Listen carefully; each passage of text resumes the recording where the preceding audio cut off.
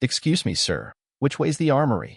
Private Thompson was lost on his first day at Camp Pendleton, and the elderly man sitting on the bench seemed like a safe person to ask for help. The old man smiled kindly. "You new here, son?" One simple question led to another, and within minutes Thompson found himself in the most extraordinary conversation of his young military career. Because what started as asking for directions became a masterclass in Marine Corps history from someone who hadn't just read about legendary battles. He'd been the invisible guardian angel who'd made them possible. Sometimes the greatest teachers don't have classrooms. They have park benches. By the time the noon cannon boomed, Thompson realized he'd received more than directions. He'd been handed a masterclass in Marine Corps history by the invisible guardian who'd shaped it from the shadows. Sometimes the greatest instructors don't stand at lecterns. They wait on quiet benches, ready for the next lost soul who needs both a map and a lesson. Welcome to Silent Salute, where we discover that the best education often comes from the most unexpected encounters.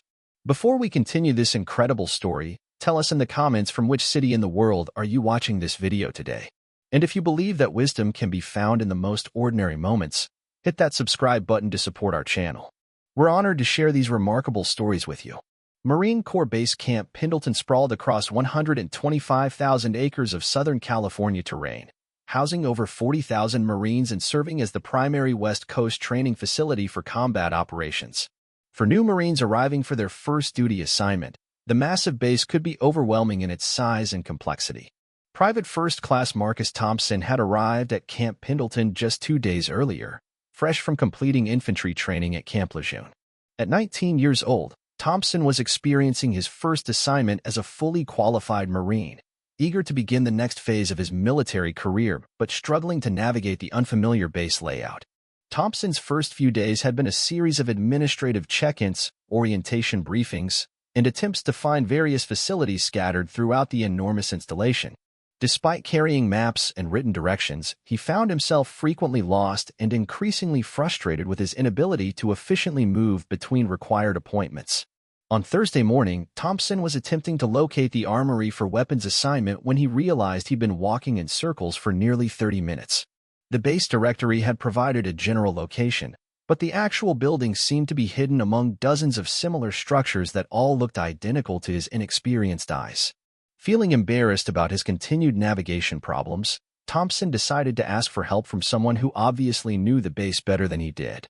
Across from what he hoped was the correct building complex, he spotted an elderly man sitting alone on a bench, reading a newspaper and occasionally watching the Marines who passed by.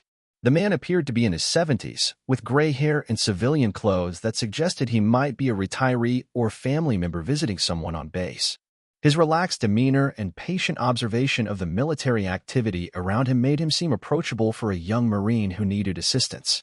What Thompson didn't know was that the elderly man's name was Robert "Silent Bob" Martinez, and before his retirement 25 years earlier, he had been one of the most legendary snipers in Marine Corps history. His nickname, Silent Bob, had come from his ability to eliminate high-value targets without being detected, often operating alone behind enemy lines for weeks at a time. Bob's service record included 6 combat deployments spanning Vietnam, Lebanon, Grenada, and classified operations that remained sensitive decades after their completion. His 203 confirmed kills had established him as one of the most effective precision marksmen in military history, but more importantly, his intelligence gathering and reconnaissance work had saved countless American lives by preventing enemy operations before they could be executed.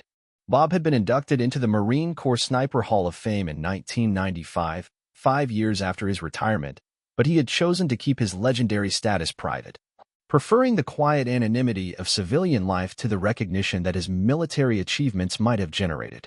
Since retiring from active duty, Bob had worked various civilian jobs before eventually settling into a comfortable retirement funded by his military pension and disability compensation for injuries sustained during his service.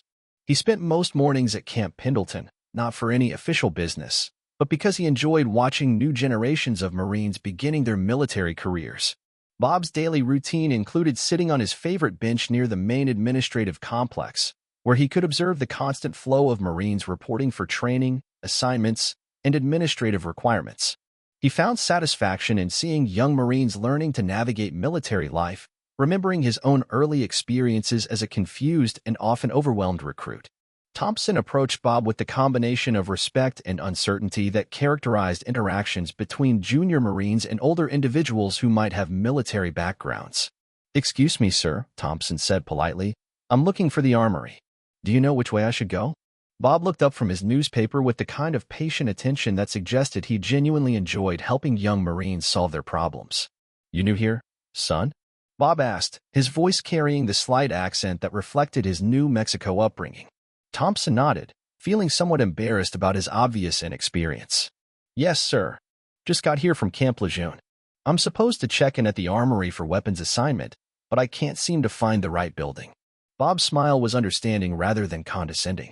"The armory's about a quarter-mile that way," he said, pointing toward a cluster of buildings that Thompson had walked past several times. "But you'll never find it without knowing which entrance to use. Mind if I walk with you?"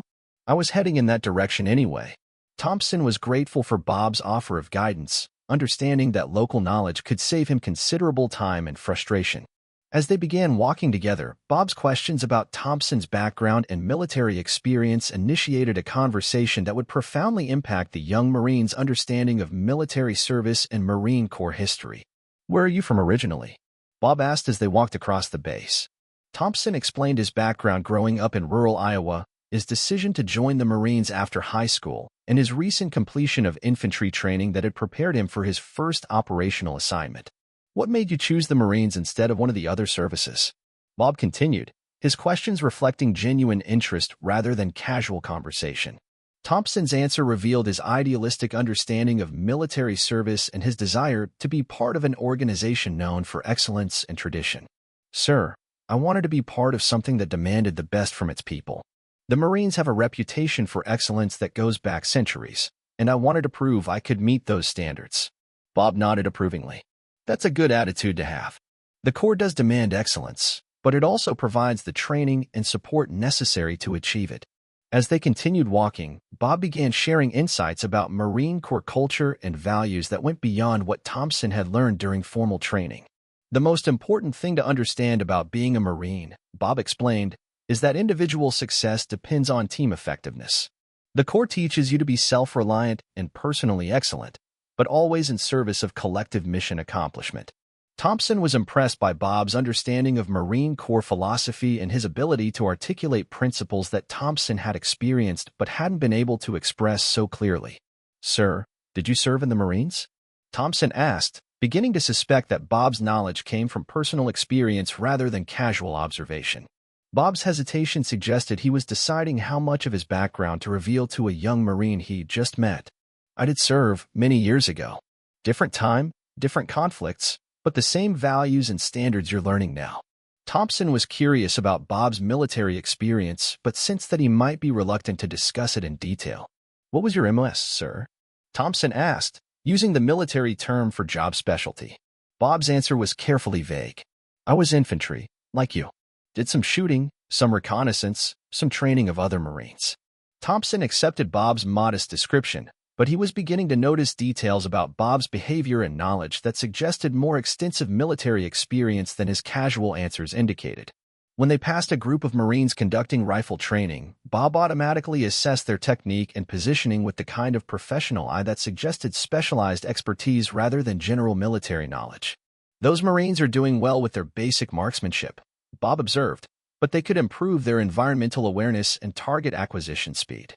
Thompson was surprised by the specificity of Bob's assessment. "Sir, how can you tell that from this distance?" Bob's answer revealed knowledge that seemed inconsistent with his modest description of his military service. "When you spend enough time training Marines in precision shooting, you learn to recognize technique problems that affect accuracy and effectiveness." Thompson realized that Bob had mentioned training other Marines, suggesting instructor experience that indicated significant expertise and seniority during his military service. As they continued walking toward the armory, Thompson's curiosity about Bob's background grew stronger with each observation and comment that revealed deeper military knowledge than his modest answers suggested. When they passed the rifle range, Bob paused to watch a group of Marines conducting marksmanship training. His assessment was immediate and precise. "Third shooter from the left is fighting his trigger pull," Bob observed quietly. "He's jerking the shot instead of squeezing through. Second shooter has good fundamentals but needs to adjust his breathing rhythm for better consistency." Thompson stared at Bob in amazement. "Sir, how can you diagnose shooting problems from here? We're at least 200 yards away." Bob's answer revealed the depth of experience that his casual demeanor had concealed. "Son, when you spent years observing shooters and teaching marksmanship, you learn to recognize body language and movement patterns that indicate specific technique problems." Thompson was beginning to understand that Bob's military experience had been more extensive and specialized than he'd initially indicated. "Sir, were you a marksmanship instructor?" Bob's hesitation suggested he was deciding whether to continue revealing details about his military background. "I did some instruction, yes. Worked with Marines who needed to develop advanced shooting skills for specialized assignments." Thompson pressed for more information, sensing that Bob's modest answers weren't providing the complete story. "What kind of specialized assignments?"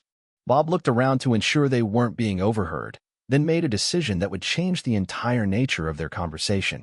"Thompson, if I tell you about my military service, you need to understand that some of what I did was classified and remains sensitive even today." Thompson felt his pulse quicken, understanding that he was about to learn something significant about Bob's background. "Sir, I understand about classified information. I won't repeat anything you tell me." Bob began sharing details about his military service that would transform Thompson's understanding of who he'd been casually talking with for the past 20 minutes. "I was a sniper, Thompson. Spent most of my career in reconnaissance and precision shooting assignments that took me to places that officially don't exist on military maps." Thompson felt like he'd been hit by lightning. He'd been asking directions from someone whose military specialty was exactly what he hoped to eventually qualify for himself. "Sir, you were a Marine sniper?" Bob nodded. "For 18 years. 6 combat deployments, mostly behind enemy lines conducting reconnaissance and eliminating high-value targets that threatened American operations." Thompson was struggling to process the implications of accidentally meeting someone whose military experience represented everything he aspired to achieve in his Marine Corps career. "Sir, how many? I mean, if it's appropriate to ask." Bob understood Thompson's question without him having to complete it. "I had 203 confirmed kills during my service. But the more important work was intelligence gathering and reconnaissance that prevented enemy operations and saved American lives." Thompson was in awe of Bob's service record, but Bob wanted to ensure he understood the broader context of sniper operations. "Thompson, the shooting is just one aspect of what snipers do. The intelligence collection, the surveillance, the communication of enemy movements and capabilities, that's often more valuable than the actual elimination of targets." Bob continued educating Thompson about the reality of sniper operations versus popular misconceptions. Most people think snipers just hide and shoot people. But effective sniper teams spend weeks observing enemy activities, mapping their routines, identifying their leadership, and reporting information that enables larger military operations to succeed. Thompson was receiving an education about special operations that exceeded anything he'd learned during formal training. "Sir, what was the most important mission you completed?" Bob's answer revealed operations that had shaped major military outcomes in ways that were never publicly acknowledged. "In 1983, I spent 6 weeks behind enemy lines in Lebanon, observing and reporting on terrorist activities that were threatening American peacekeeping forces. The intelligence I gathered enabled our commanders to prevent 3 planned attacks that would have killed hundreds of Marines." Thompson was learning about operations that had protected Marines like himself, conducted by someone who had risked everything to gather information that saved lives. "During that same deployment, I eliminated 7 high-value targets whose deaths disrupted enemy command and control enough to allow safe evacuation of American personnel when the political situation deteriorated." Bob's description of his Lebanon service provided Thompson with insight into the kind of individual sacrifice and risk that had protected American interests in complex international situations. "Sir, how did you develop the skills necessary for that kind of operation?" Bob's answer revealed the extensive training and preparation required for elite military assignments. Years of training in marksmanship, reconnaissance, survival, communication, and intelligence analysis. But the most important skill was mental discipline, the ability to remain focused and effective when operating alone in hostile territory for extended periods. Thompson was gaining new appreciation for the psychological demands of special operations and the kind of mental toughness required for success in those roles. "What advice would you give to a Marine who wants to become a sniper?" Bob's response provided practical guidance based on decades of experience in developing and training elite marksmen. First, master the fundamentals of marksmanship until they're automatic under any conditions. Second, develop the mental discipline to remain calm and focused when everything around you is chaotic and dangerous.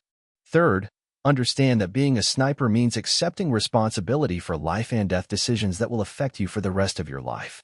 Bob's advice addressed not just the technical aspects of sniper training, but the psychological preparation necessary for handling the moral and emotional weight of precision killing. Thompson, if you're serious about sniper training, you need to understand that it changes you permanently. The responsibility of taking human lives, even enemy lives, creates psychological burden that you'll carry forever. Thompson was beginning to understand that Bob's modest demeanor might be related to the psychological challenges of processing decades of combat experiences. Sir, how do you handle the emotional aspects of that kind of service? Bob's answer provided insight into the long-term challenges faced by veterans whose military service included extensive combat experience. You learn to focus on the lives you saved rather than the lives you took. Every enemy soldier I eliminated was threatening American personnel or civilians. The responsibility was to protect our people, not to seek personal satisfaction from killing. Bob continued explaining his approach to managing the psychological burden of his combat service. The most important thing is maintaining perspective about the purpose of your actions. Military service isn't about personal glory or individual achievement. It's about serving something bigger than yourself and protecting people who depend on your success. Thompson was receiving an education about military service that went far beyond tactical instruction to include the moral and psychological framework necessary for handling the responsibilities that came with elite military assignments. But Bob had more to reveal about his military service that would further shock Thompson and demonstrate the true scope of his legendary status within the Marine Corps community. Thompson, there's something else you should know about my service that might help you understand why I've been reluctant to discuss it in detail. Thompson was prepared for additional information about Bob's combat experience, but he wasn't prepared for the magnitude of recognition that Bob's achievements had earned within the military community. In 1995, I was inducted into the Marine Corps Sniper Hall of Fame, recognition reserved for Marines whose marksmanship achievements have fundamentally shaped military capabilities. Thompson felt his understanding of Bob's significance shift dramatically. The Marine Corps Sniper Hall of Fame included fewer than 30 Marines whose achievements had influenced military history. Sir, you're in the Sniper Hall of Fame? Bob nodded reluctantly. The recognition was based on my confirmed kill record, but more importantly on tactical innovations I developed that became standard components of sniper training throughout the military. Thompson realized he was talking to someone whose legendary status exceeded anything he'd imagined possible when he'd approached Bob for simple directions to the armory. What kind of innovations did you develop? Bob's answer revealed contributions to military capabilities that had enhanced the effectiveness of countless snipers who'd served after him. I developed camouflage techniques that are still taught in sniper school, target acquisition methods that improved accuracy under combat conditions, and communication procedures that enhanced coordination between sniper teams and larger military units. Bob continued explaining his contributions to military doctrine and training.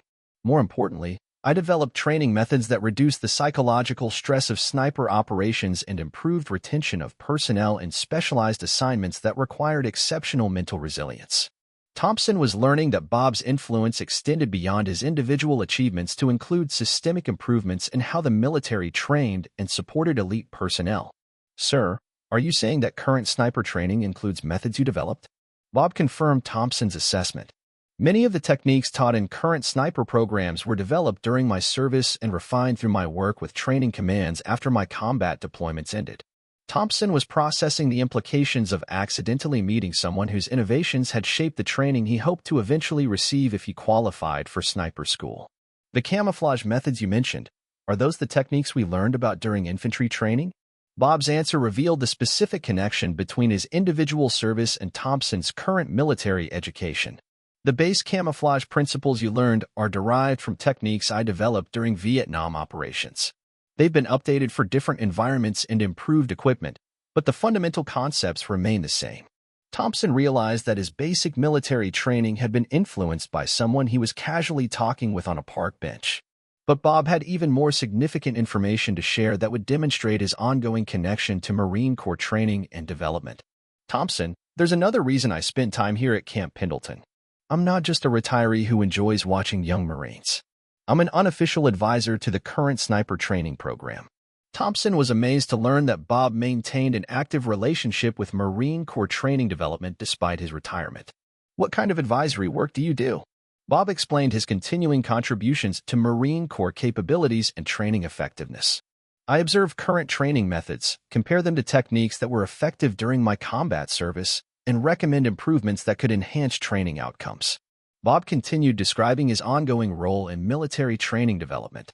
I also work with Marines who are struggling with the psychological aspects of sniper training, providing guidance based on my experience managing the mental challenges of precision shooting and extended combat operations. Thompson understood that Bob's presence at Camp Pendleton was part of continuing service to the Marine Corps rather than simple retirement activity. Sir, does that mean you regularly work with Marines who are going through sniper training? Bob's answer revealed the scope of his ongoing contributions to Marine Corps training and readiness. I work with Marines throughout the special operations community, providing instruction and guidance that enhances their effectiveness while helping them maintain psychological health during demanding assignments. Thompson realized that his accidental encounter with Bob had provided him with access to someone who could potentially influence his own military development and career trajectory. Sir, if I decide to pursue sniper training, would you be willing to provide guidance about preparation and qualification requirements? Bob's response reflected his ongoing commitment to developing Marines who showed genuine interest in elite military service. Thompson, if you're serious about sniper training, I'd be happy to help you understand what's required and how to prepare effectively for the challenges you'll face. Bob continued offering support for Thompson's potential military development. But I want you to understand that sniper training isn't just about marksmanship. It requires mental discipline, moral courage, and the ability to make life-and-death decisions under extreme pressure while operating independently in hostile environments. Thompson was grateful for Bob's offer of guidance, but he also understood that he was being offered mentorship from someone whose expertise and experience exceeded anything he could have hoped to access through normal military channels. Sir, I can't believe I asked you for directions and ended up meeting someone who could help shape my entire military career. Bob's response reflected his understanding of how unexpected encounters could create significant opportunities for personal and professional development. Thompson, some of the most important relationships in military service developed through chance meetings rather than formal assignment. The key is recognizing opportunities when they present themselves and being willing to learn from people whose experience exceeds your own. Bob continued explaining the importance of mentorship and informal education in military development. The Marine Corps provides excellent formal training, but the most valuable lessons often come from individual Marines who've learned through experience what works and what doesn't in actual combat conditions. Thompson was beginning to understand that his accidental meeting with Bob represented exactly the kind of mentorship opportunity that could fundamentally enhance his military development. Bob's guidance and mentorship transformed Thompson's approach to military service from simply completing assigned tasks to actively developing capabilities that could qualify him for elite assignments. His preparation for sniper school became focused and systematic rather than hopeful and unfocused. Thompson's relationship with Bob evolved from accidental encounter to formal mentorship that included regular training sessions, educational discussions, and practical preparation for the physical and mental challenges of advanced military training. Bob's unofficial role at Camp Pendleton became more formalized as base commanders recognized the value of his expertise and his ability to enhance Marine development through individual mentorship and specialized instruction. The bench where Thompson had first approached Bob for directions became their regular meeting place for discussions about military service, career development, and the principles that guided effective leadership in challenging situations. Thompson's military career was significantly enhanced by Bob's guidance, leading to successful qualification for sniper training and eventual assignment to reconnaissance units where his performance reflected the quality of preparation he'd received. Bob's mentorship of Thompson became a model for informal veteran engagement programs that connected experienced Marines with younger personnel who could benefit from their knowledge and perspective. Thompson's success in sniper training and subsequent operational assignments validated Bob's teaching methods and confirmed the value of connecting experienced veterans with developing Marines. The walking conversation that had begun with simple directions had evolved into one of the most influential relationships in Thompson's military career, demonstrating how chance encounters could create profound opportunities for growth and development. Bob's story became part of Marine Corps culture at Camp Pendleton, shared as an example of how valuable mentorship could be found in unexpected places and how individual initiative could create relationships that enhanced military effectiveness. Thompson eventually became an instructor himself, using Bob's techniques and principles to develop other Marines who aspired to elite military assignments. His teaching methods reflected the lessons he'd learned from their relationship. Bob's influence extended beyond Thompson to include dozens of other Marines who benefited from his knowledge, experience, and willingness to share expertise that enhanced their military development and operational effectiveness. The armory that Thompson had been seeking when he first approached Bob became a symbol of how asking for help could lead to opportunities that exceeded the original objective, and how being open to unexpected encounters could transform individual trajectories.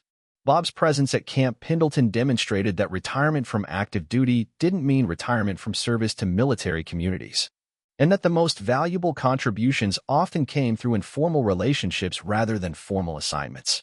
Thompson's story became an example for other young Marines about the importance of remaining open to learning opportunities that might present themselves through casual conversations with people whose backgrounds weren't immediately apparent. The Marine Corps Sniper Hall of Fame member who had been sitting quietly on a bench proved that legends often lived ordinary lives among the people they'd once served to protect, waiting for young Marines who were wise enough to recognize wisdom when they encountered it. Bob's ongoing work with Marine training programs ensured that his expertise would continue benefiting military readiness long after his individual mentorship relationships ended, creating institutional improvements that enhanced capabilities for generations of Marines.